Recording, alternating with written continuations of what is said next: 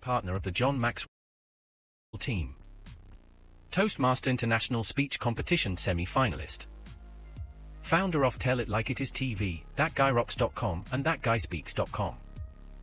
Creator of Story Power TV, Transforming Grace TV, and Leading Leaders podcast.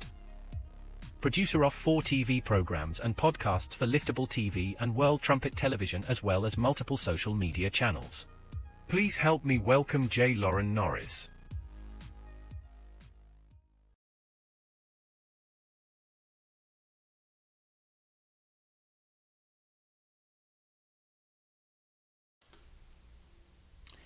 It's amazing sometimes how just the little things can derail everything. An example, just a little change in a software update. 5 people scream that they want the software to do this thing, and so the world changes around those 5 people because it absolutely has to be able to stay on the screen while I'm printing, or it has to be able to transfer to both screens exactly the same, or I don't want it to look the same on both screens. And so they change the digital programming in the background of the app and they make the update.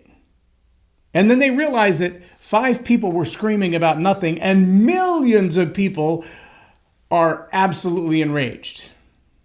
But those millions of people had nothing to say beforehand. There were no kudos for doing a good job. There were no accolades for leaving it alone. There were no surprise thank yous for, hey, it's working and I'm happy the way it's working.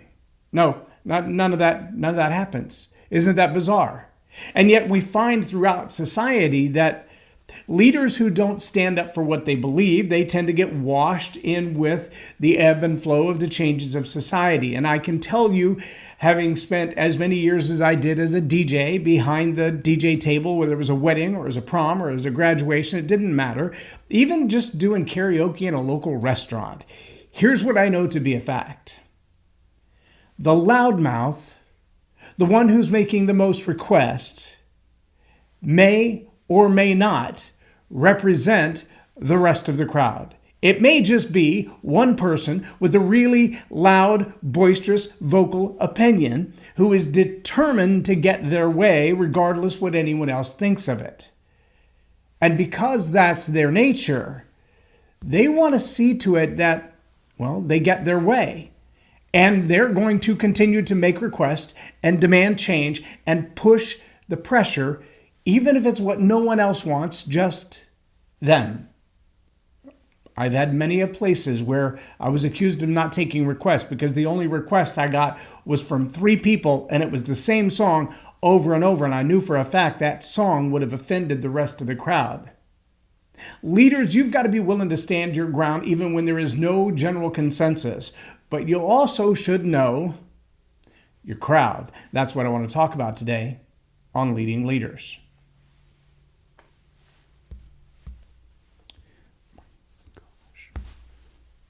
Subscribe now for our extensive video library of leadership lessons promoting faith, family, and freedom.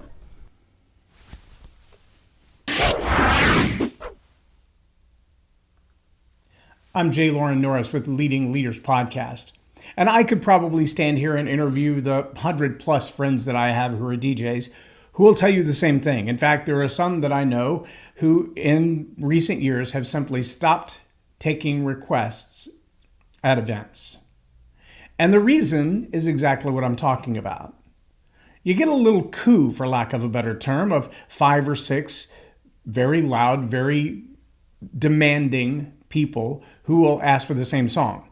And if they ask for a song and you tell them, it's not appropriate, that's not going to fly with this crowd, those lyrics are horrible, they will go recruit people to come and make the same request. I know this for a fact because I've actually had people come up and hand me a request on a napkin or something of that nature. And I say, tell me about the song. Do you like it? Is it a dance song? Is it something we should play right away? Is it something for later during dinner? When's a good time for this song? And they're like, I don't know. Somebody else asked me to request it.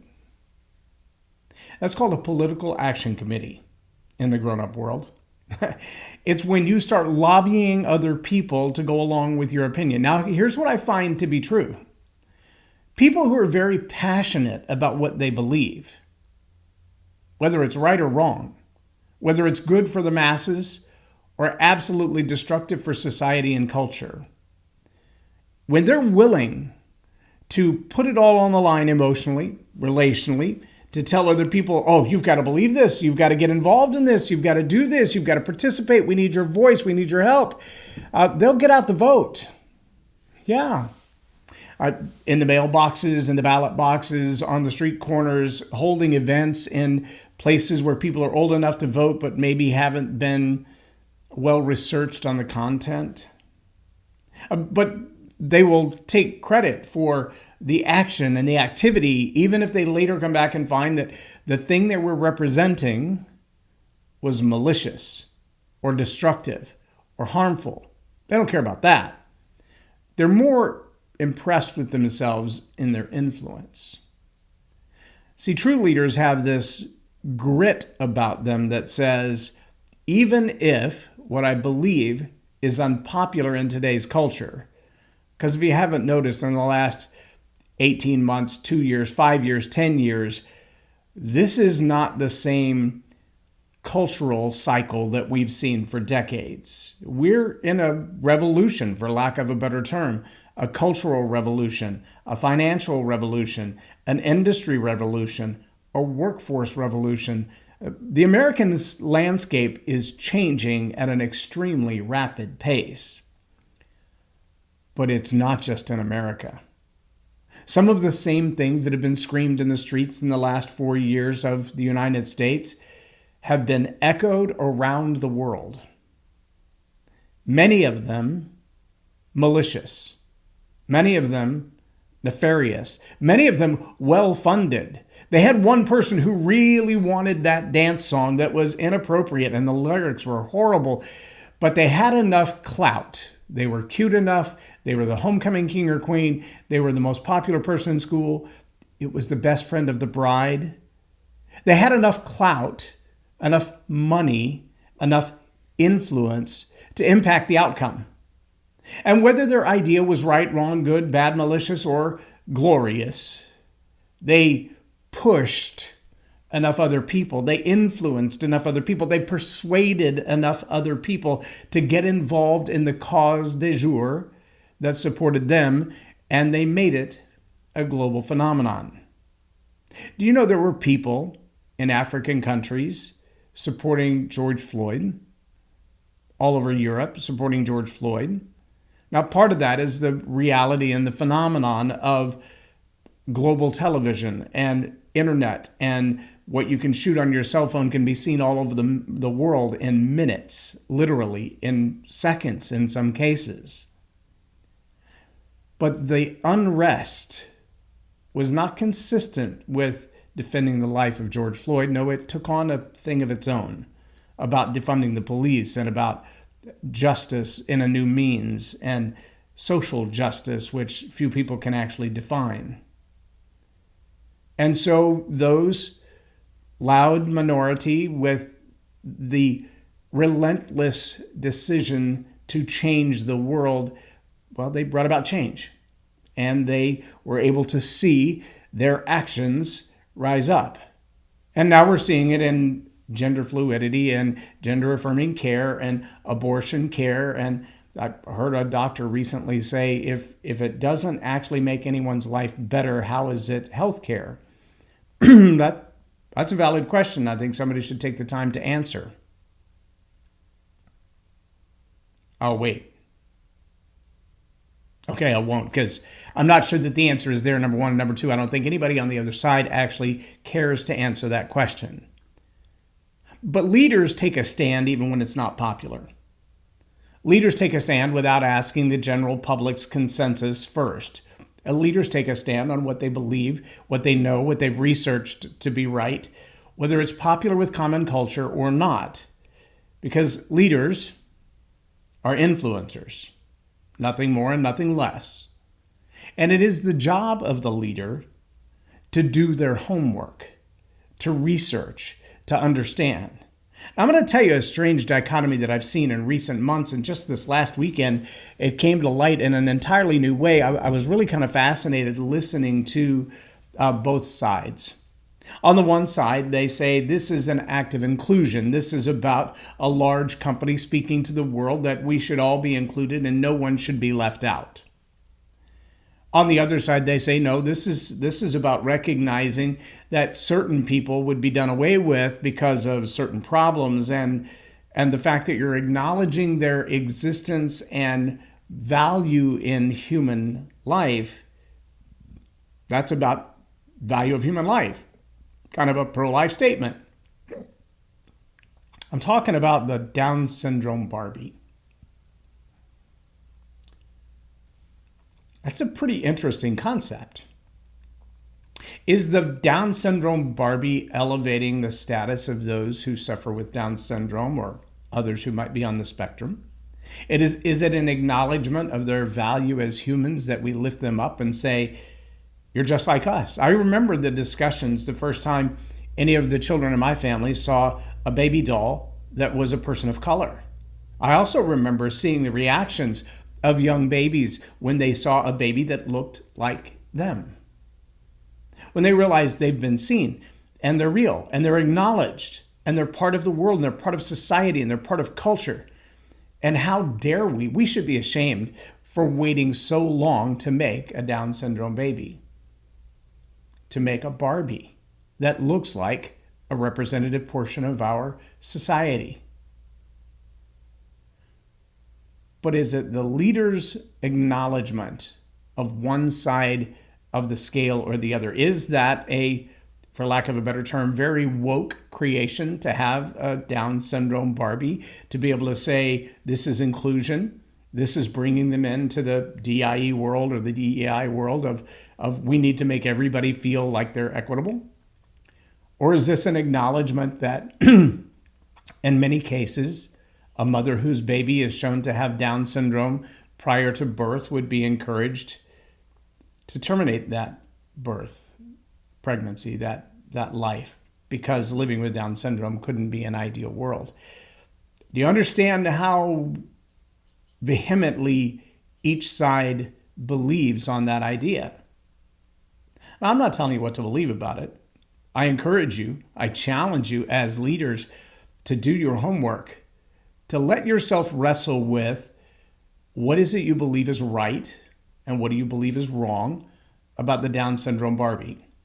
Not because that's in the grand scheme of things a decision maker that will change the fate of the world, but because your silence on it as a leader is deafening. And as a leader, you should be able to take a stand for the things that you believe and stand firm on those things that you believe, to be able to vocalize, to verbalize, to articulate well why you believe what you do and where you stand on a topic such as this, one that could be very divisive. How do we know? I don't know. Ask Anheuser-Busch. There are a lot of topics that are coming to light that are very similar to the DJ request process.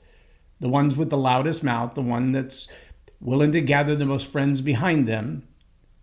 They don't care if it's good or bad. They don't care if it's right or wrong. They just want to win. They just want to get their song played. They just want to get their voice heard. They just want to have their face seen. They want their 15 minutes of fame. And they will do whatever it takes to get that. For better or for worse, for short-term or long-term damage or destruction, all of those things are irrelevant to them. The only thing relevant to them is that the win looks like I got the attention and I got my way. Wait, I have a 3-year-old granddaughter that's a lot like that, screaming in restaurants and jumping around and making sure that she gets her way until mom puts her in a place and says, keep it up, we're going to go outside. Unfortunately, in today's society, in today's culture, with the help of media and others who don't have a lot of strong backbone, the loudest, most rambunctious temper tantrum tends to win. I'm not sure that's a good thing. But I do know that it's a good thing that when leaders who have done their homework and done their research take a stand, that stand is almost always for the long-term better of the greater population, the greater good. And that, my friends, is where we need to focus. If you are a leader, you are an influencer. on the issues that are relevant to you, on the topics that mean the most to you. Do your homework. Be well versed. Be articulate. Be ready to verbalize what you believe and stand your ground. Even if you're the only one, even if you're the only one crazy enough to stand your ground on that topic, stand your ground. You will find that, like the lighthouse, all the ships may redirect to go around you in times of good, but in the storm, they're going to be looking for you. Stand your ground. I'm Loren Norris with Leading Leaders Podcast, or Tell It Like It Is TV. Have a blessed day.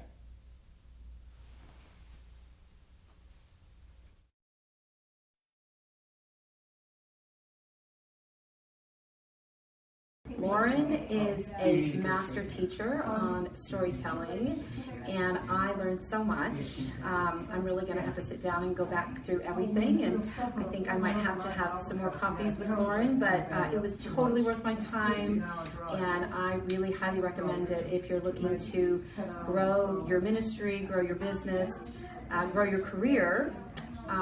Loren will serve you well.